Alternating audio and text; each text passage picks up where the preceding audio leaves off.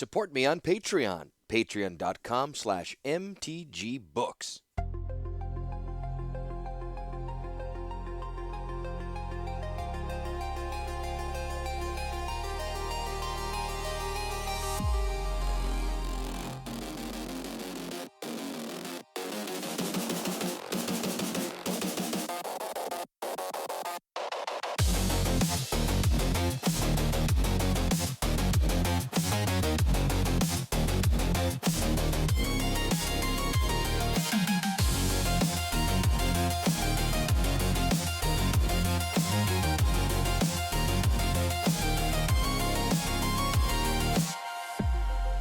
Chapter 8, Battles Above Benalia.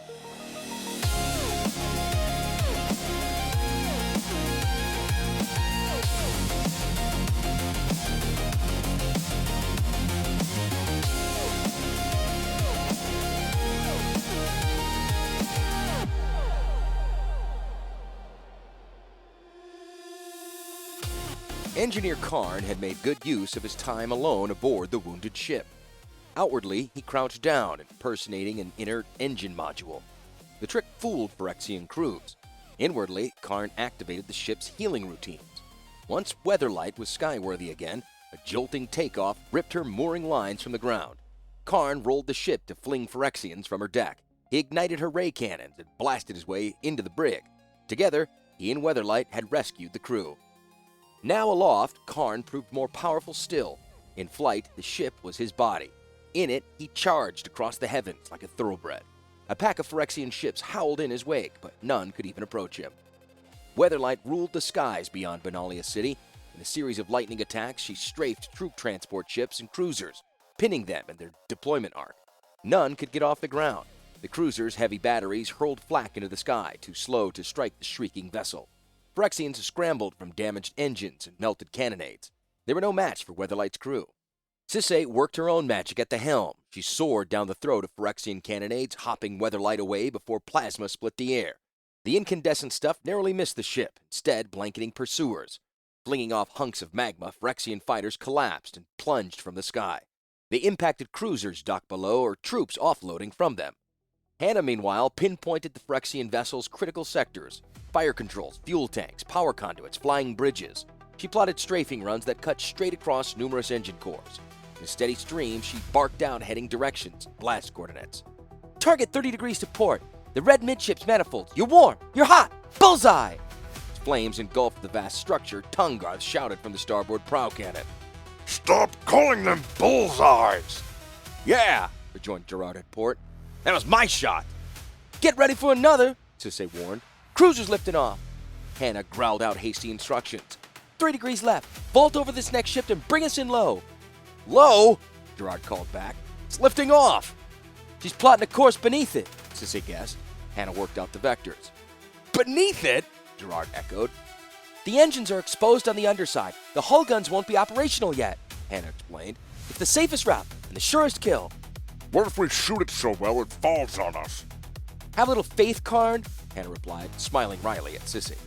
3 degrees to port, and dive, Captain!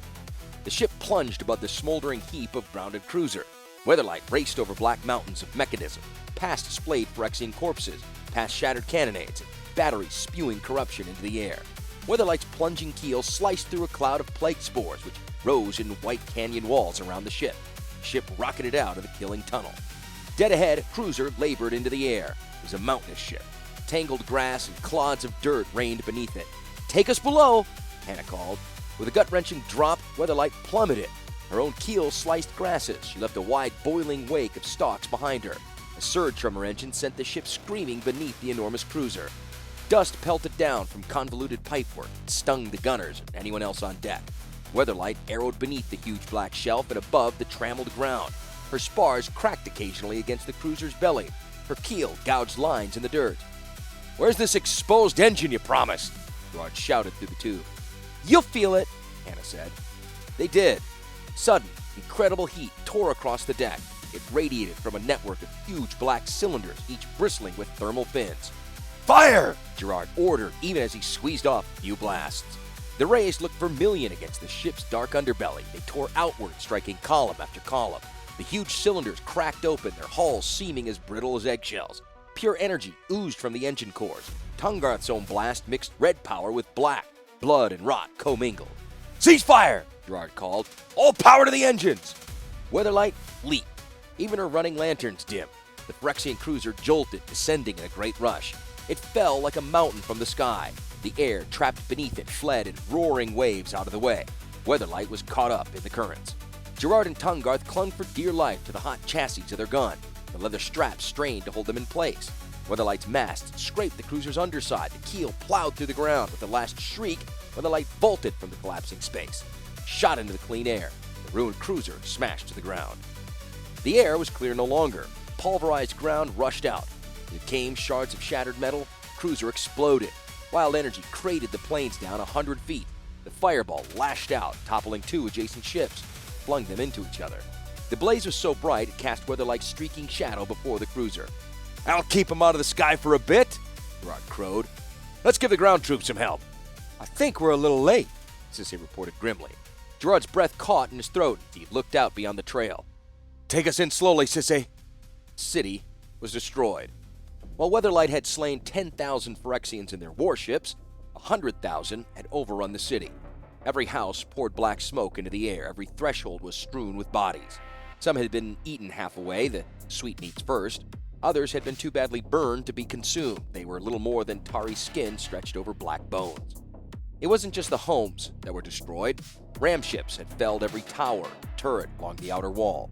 Some guards had been chewed to a pulp by falling stones. Their comrades decorated the remains of the walls. Soldiers were piked on their own weapons. Phyrexians loped like wild dogs through the city. The garrisons were decimated. The manor houses, the infirmary. "Slow down. Come in lower," Gerard said, glimpsing a pair of gibbets beside the infirmary's ruins. Gerard stood behind his ray cannon, straining against the straps to see. There, nailed to a pair of tall posts, Capuchin clan chief Radius and his wife Leda. The spikes driven through them were 12 inches long. Something had climbed the poles, making a feast of bodies, empty eye sockets, teeth showing past missing lips, purple cavity beneath the ribs. Gerard turned away, closing his eyes. "I'd rather die than lose anything more to them." Sisse's voice was gentle in the speaking tube. "Nothing more we can do here. No one left to defend."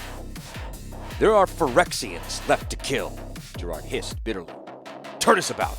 Take us back over the cruisers. There will be other battles, more important battles elsewhere. Benalia is overrun. A single ship cannot stop it. The Capuchins are gone." "I am a Capuchin," Gerard growled. "Bring us about!" "Aye, Commander," Sisse replied. Weatherlight banked, pulling swiftly away from the devastation. She cut through a column of black smoke. It dragged covetously across the ship. The ravaged city shrank below. The Phyrexian fleet, a range of mountains on the horizon, swelled outward. Gerard felt a heavy hand on his shoulder. We did all we could. Tungarth rumbled. The commander's eyes were bitter as he watched the demonic skyline. "The only one who always talks of those I have lost. Now I've lost a whole nation." You can't save everyone, Gerard. "What are you doing away from your gun? Coming up on a strafing run with the starboard gun amidships unmanned!" Tungarth let out a sudden roar and vaulted down the forecastle ladder. He rushed toward the port gun amidships. There, Gunner Davis thrashed beneath a gigantic spider. Sabo Tavik. She must have clambered onto one of the airfoils when the ship hovered above the infirmary. Despite a missing leg and the oozy flesh where it had torn loose, the Phyrexian commander was still fast and powerful. Clutching Gunner Davis, she jabbed a long metallic stinger into his belly. Her abdomen pumped venom. The gunner convulsed, falling to the deck. Sabo Tavik pivoted toward Tungarth. Her stinger reluctantly withdrew from the black wound in the man's side. He was a dead man now, and Tungarth could be next. In mid-stride, the Minotaur reached up over his shoulder for his striva. His hand fastened on empty air. His weapon lay in the rubble of the infirmary. It was too late to stop the charge. Tungarth bulled forward, ramming his horns deep into the seven-legged thorax of the Spider-Woman. Ivory sank into spider muscle. Golden oil blood poured down. Tungarth thrashed his head, ripping the monster's flesh. She shouted in fury, drew herself upward. Tungarth hung from his horns. He growled, kicking. Hooves stuck to either side of the spider's darting abdomen. Her venomous stinger jutted between his knees. The barb was crazed in Davis's blood. An inch-wide hole in the end gushed poison. Tungarth twisted his head. Horns broke free of the monster's thorax. He hurled himself in a backflip away from that stinger. The world tumbled once magnificently. His hooves stuck to the deck, slick with poison. He slipped, fell backward. Sabotovic was quick. She lunged. 3 of her 7 legs slid about Tungarth, clutching him tightly. They constricted. His arms were trapped at his sides. Metallic limbs closed implacably. Tungarth couldn't move, could little breathe. Sabotovic squeezed him beneath her thorax. Her wounds seeped over him. Above a massive torso and mantled shoulders, Sabotovic's queerly beautiful face stared down in cruel satisfaction. Her look suddenly darkened. In compound eyes, a rushing figure reflected. Gerard. His sword, too, was missing. He had snatched up what he could, a short-handled gaff hook, and leaped to the charge. The hook arced overhead and sank into Sabotovic's belly. She reared back, clutching Tungarth all the harder. Her 4 remaining legs scratched back to the rail. Gerard would not let go. Hanging onto the hook, he climbed. He braced a foot on Tungarth's bloody horn and swung his free hand toward her face. The roundhouse cracked her jaw. Knuckles left a gray print beside her segmented mouth. Hissing, Sabotovic slid one of the 3 legs free on Tungarth and reached up around Gerard. He wriggled the hook loose and drove it into the soft flesh above the Spider-Woman's collarbone. Spitting black bile, Sabotovic yanked Gerard and the gaff away. The hook snapped through her collarbone. She flung Gerard brutally to the deck. He landed in a roll and smashed into the far rail. The Spider-Woman, Tungarth in tow, crept over the rail, preparing to leap. Oh, no you don't! Gerard growled. He hurled himself across the ship just as Sabotovic slipped below the side. Gerard swung the gaff. It pierced flesh. He clutched the rail and braced himself. Only then, through the rail post, did he see that the gaff had impaled Tungarth's shoulder. The Minotaur's whole weight, well as the spider, hung from that single hook. Do you kill him? Sabotovic purred in a voice like summer cicadas. Or do I? Winds tore sweat from Gerard's brow. He stared down into Tungarth's eyes. Despite the obvious agony, there was no fear, no resentment in the Minotaur. Segmented mouth parts worked. Either way, I win. I have killed your land. I will kill your world. Gerard felt his own shoulder pulling out of socket. He clenched his arm. Bone ground against ligaments. Even if you win, he panted out. we won't stop fighting. Sabotovic's compound eyes became inky black. Fool! She lifted her stinging abdomen, curling it up toward Gerard's clenched fist. The trembling stinger oozed white poison, drew itself up to strike. A gash of red light tore through the air. It curled the hairs on Gerard's arm. The blast struck 2 of the great spider's legs. They vanished in a crimson gush. More energy raked across her belly. The hook wound was immediately cauterized. She shied back from the blast, letting go of Tungarth and dropping. Her remaining 5 legs balled about her. Landing, Sabotovic rolled amid her troops. Warriors were unmade by her lashing metallic legs. At last she came to a stop and stood. Meanwhile, Gerard hauled Tungarth up over the rail. Despite the Minotaur's mass and the tearing winds, Tungarth felt suddenly very light. Gerard caught him in his free arm and laid him on the deck. Now, I am Bullfish, Tungarth growled out. Gerard smiled grimly. I thought I'd got that leggy thing, not you. But who shot the ray cannon?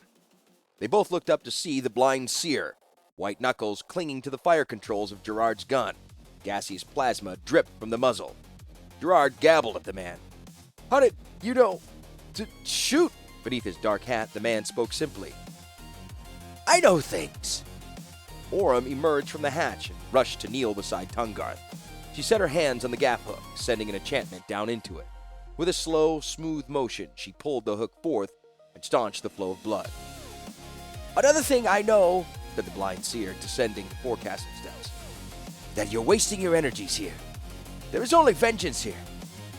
And death. Gerard stared grimly down at Tungarth's clenched teeth. Yes, old man. I think you're right. There's a better battle of Benalia. There's another army. Heroes after your own stripe, an easy 1,000 of them. You must go lead them. Arching his brow, Gerard said, Another army? Who? Where? The Atravec Mounds, Benalia's penal colony. Military prisoners? Easy 1,000. Powerful warriors, but incorrigible. Gerard gave a dry laugh, shook his head. Heroes after my own stripe.